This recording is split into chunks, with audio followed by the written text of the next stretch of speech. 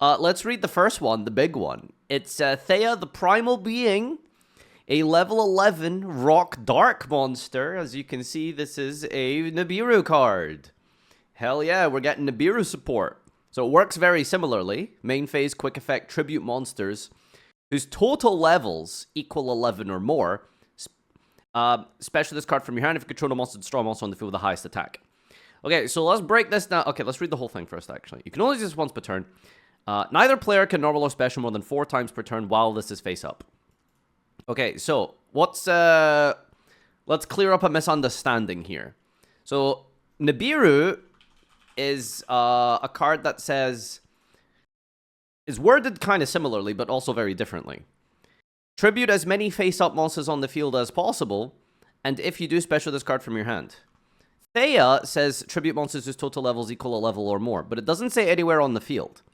So a lot of people thought this was a lot more broken than it seemed initially, because people thought that you could tribute 11 plus from your opponent's side of the field. Because you would think, logically, with the way Nibiru works and the way this works, that they would design them in similar ways. Tributing, as a rule of thumb, unless the card states otherwise, tributes only work for your own cards. Anytime a card says tribute, you have to assume that it's your cards that are the possession. So this doesn't tribute your opponent's monsters. It would have to specifically say, like Nibiru, tribute as many face-up monsters on the field. Even though Nibiru in some ways is also kind of worded a little bit weirdly, it probably should say even monsters your opponent controls or something. But anyway, basically people thought that this card was a lot more broken than it was. So how do you actually summon this? You have to summon this by tributing your own monster. How are you going to get 11 levels of monsters on the field turn 1? Well, turn 0, I guess. Turn 1 if you lose the dice roll and you're going second. How do you do that? Literally just Nibiru, right? Yeah, you could just use Nibiru. But now you have to draw Nibiru and Theia together in order for Theia not even just to be good, but for Theia to just have her effect, her summoning a condition fulfilled. Okay, so we have to draw Nibiru as the easiest way to put 11 levels on the field on your opponent's turn. Her? Wait, did I say her? For who? Theia? That's a she? I don't know. Theia sounds like a woman's name. I don't know. Whatever. Who cares? Theia, just to be able to actually put this on the field, you need to hard draw your own Nibiru, nib your opponent. After you've nibbed your opponent, which apparently isn't enough to win the game, because you're also playing Theia now. So you nib your opponent, and then on top of that, you summon Theia. Now, what's the payoff for summoning Theia turn 1? You get to pop a monster. Cool. But only the monster with the highest attack. Which, if you've nibbed your opponent, probably means that the token is the biggest monster. And usually, the nib token isn't really going to be the best target. Because you nib your opponent, they summon an extender. They keep playing through the Nibiru. You'd probably rather hit the extender rather than the nib token.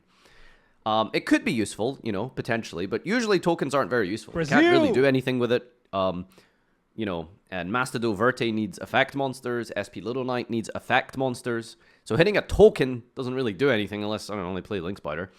So you can only use this once per turn. And on top of that, neither player can only normal or special more than 4 times while this is face up in the zone. So it's not like they have summoned 5 times, you nib them, you summon this, bam, that's it. Their vanity's emptiness. No. You have to hard draw Nibiru to practically put 11 levels of monsters on the field on your turn, on your opponent's turn 1. Then you nib your opponent.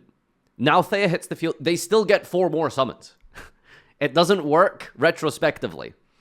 So they get 4 more summons to deal with Theia after they extend through Nibiru, which if you've drawn Nibiru and you use Nibiru correctly, you shouldn't need Theia. Brazil! Theia is one of the girlies. Theia is one of the girlies, yes. So TLDR, this card is pretty terrible. Can't you use this as an extender if you get Nibiru'd? Okay, so, alright. let's say that you are playing this in the opposite way, which is going second. You are playing into this card, or you're going first, so you're going to actively put Theia, of all cards, in your deck list. I don't know which deck would want to play in a level 11 Dark Rock monster, but sure. So your opponent nibs you, then you activate Theia to tribute the token that your opponent gave you. Now you summon Theia, then you can, I guess, maybe pop their Nibiru. Now what? This doesn't do anything. Doesn't summon a guy for you. Doesn't get something out your hand. Doesn't summon a monster. It just puts a summon limit on the field, I suppose. Now your opponent is... you can pass on Theia, At least we can and then play your a meeting opponent can deck with summon 4 NIBIRU more is times. If they haven't summoned 4 times and dealt with Theia, then I don't know what they're doing, but, you know. Right? So, analyzing this going second, what are you really practically doing with this? You're expending all of your resources to get nibbed. You extend through nibbed, quote-unquote extend through nib by summoning Theia. You basically have nothing left. And then your opponent gets to play their turn with the quote-unquote restriction that they can only summon 4 more times. I think most competent Yu-Gi-Oh! Decks can probably out Theia on summon number 4. So, TLDR, my summary of this card is that it's garbage. This card sucks. This card is just unplayable. Like, legitimately unplayable. I don't see a world where this is good. Tribute monsters you control, quick effect to summon. I don't know what you're doing this. Which deck is getting value out of this thing? I have no clue. Heretics, summon a special Atefnuit, normal summon Esset, tribute them special this, get to 8s. Cool. Now you have like two more summons to link it up. I don't know. Very hyper specific situations where maybe this card is good. But basically it's terrible. There is no world where this card is going to be played at a competitive level. It is completely useless. So it's really sad. Honestly, I'm very disappointed. Nibiru is kind of a cool card. Very polarizing card. Almost a game-defining card. And a match-winning card in and of itself. This card is not that card. This card is not it.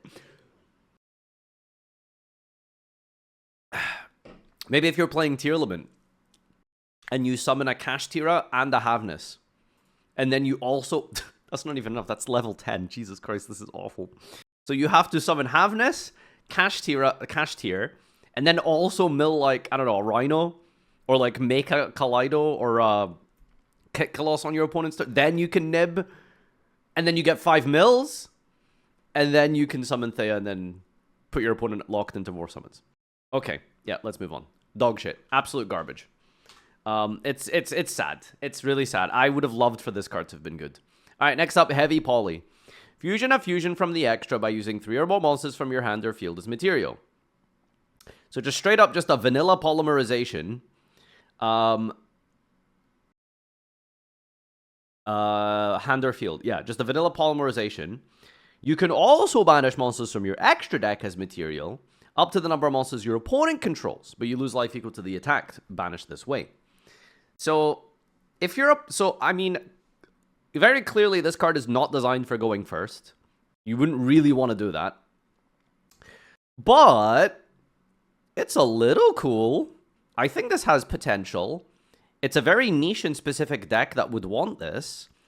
But, if you're playing a go second deck, you can just basically summon for free. Now, I don't know what monsters you can banish from your extra deck that trigger when banished with Heavy Poly. I'm trying to think, like, do the Malice Link monsters do anything when they're banished? I don't think so, right?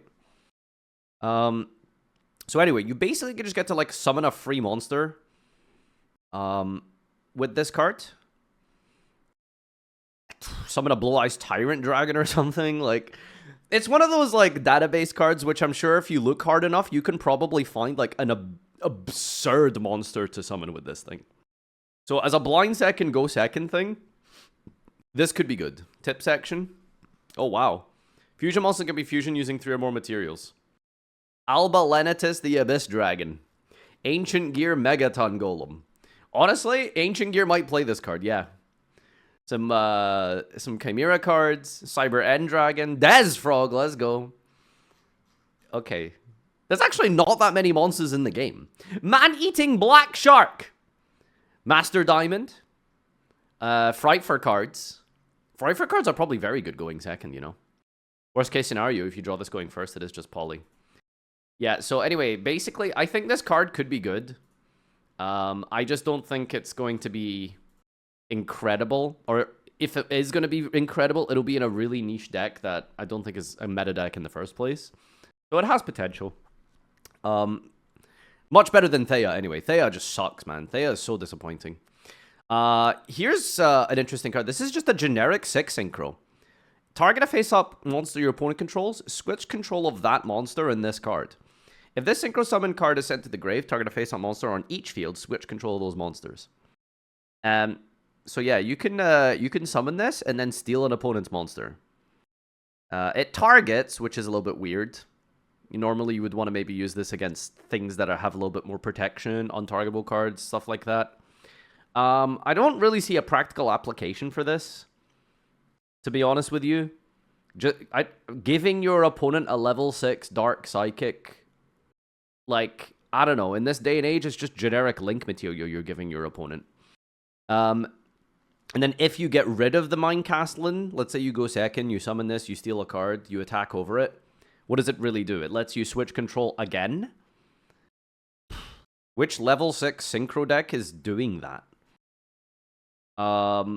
Like, you can make 6s quite easily in Runic. So you switch control, and then you, like, what, flashing fire this, and then you switch control again with, like, an attack position Jerry. But then you're not even really getting value out of that because it's Runic, and you don't have a battle phase to attack over and trigger things. I don't know. Any deck that plays level 6 synchros might maybe play this. It's a decent tool for stealing things. Yeah, I feel like it's 2 bodies for a mind control. I think like 2 bodies for Geonator Transverser is just kind of sort of better. That's not better. Transverser needs very specific zones. So it's a little bit better than Transverser. If your deck has a way to make level 6 synchros. So yeah, anyway, it depends on how you view things when it comes to TCG exclusive. We either want really busted broken cards, or it's better that they're not busted and broken, actually. Very much would prefer them to not be busted and broken, you know? So they're just whatever. I'm just personally really disappointed in Theia. I really wanted that card to be crazy. Another, like, Nibiru-style card would be insane. But also, at the same time, maybe another Nibiru is not what Yu-Gi-Oh! Needs. Maybe it's good that we don't have another Nibiru, right?